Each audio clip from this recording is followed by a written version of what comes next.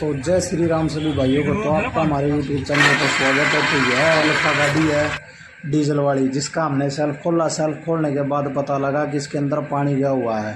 तो हमारे कस्टमर भाई की शिकायत यह थी कि बैटरी 2-3 जगह चेक करवा चुका हूँ पर तसल्ली नहीं हो रही।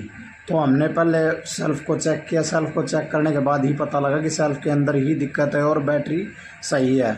तो हमने सेल्फ को खोला। सेल्फ को खोलने के बाद बिल्कुल एक एक पार्ट अलग किया। एक एक पार्ट को अलग करने के बाद हमने कुछ ये अलग पार्ट करने के बाद ये कुछ ऐसा दिख रहा था। तो हम इसके अंदर नया सामान डालेंगे। तो ये वाला है नया सामान जिसको हम डालेंगे। पहले हमने सेल्फ को अच्छे से पेट्रोल से साफ़ किया, काले वाले पेट्रोल से साफ़ करने के बाद हमने उसके ऊपर नए वाले पेट्रोल से साफ़ किया। नए वाले पेट्रोल से साफ़ करने के बाद बिल्कुल सभी चीज़ों को अच्छे से धोने के बाद ये कुछ ऐसा दिख रहा था।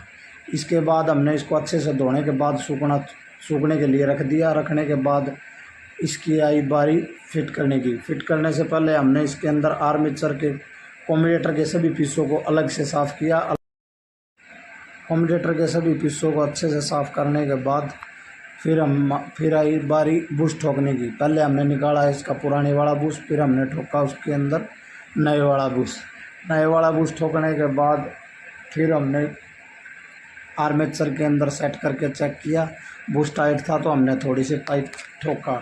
थोड़ी सी ठोकने के बाद बुश बिल्कुल ठीक हो गया था। फिर हमने डाला गिरारी के अंदर मोबिल ऑयल।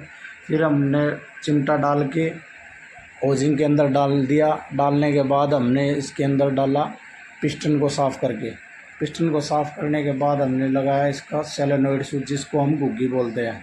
उसको हमने पहले लगाई 10 नंबर की डिब्री। 10 नंबर की डिब्री लगाने के बाद हमने लगाया इसके दूसरी 10 नंबर की डिब्री।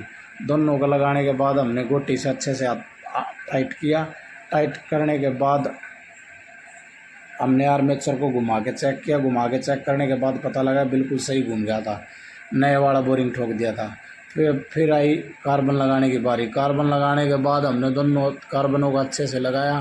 पहले लगाया हमने एक कार्बन को आयरन सोल्डर से। फिर लगाने के बाद हम बारी आई दूसरे वाले कार्बन की। तो हमने दूसरे वाले कार्बन को भी अच्छे से लगाया। लगाने के बाद उसको अच्छे से टाइट किया। टाइट करने के बाद बिल्कुल सही हो गया था। फिर आई इसकी बारी फिट करने की। फिर हमने इसकी बॉडी फिट की। आर्मेचर के अंदर बॉडी को फिट करने के बाद हमने डाली इसकी कार्बन प्लेट। कार्बन प्लेट डालने के बाद हमने डाला इसका पहले वाला कार्बन। फिर डाला हमने इसके दूसरा वाला कार्बन डालने के बाद हमने इसको किया फिट। फिर हमने लगाई इसके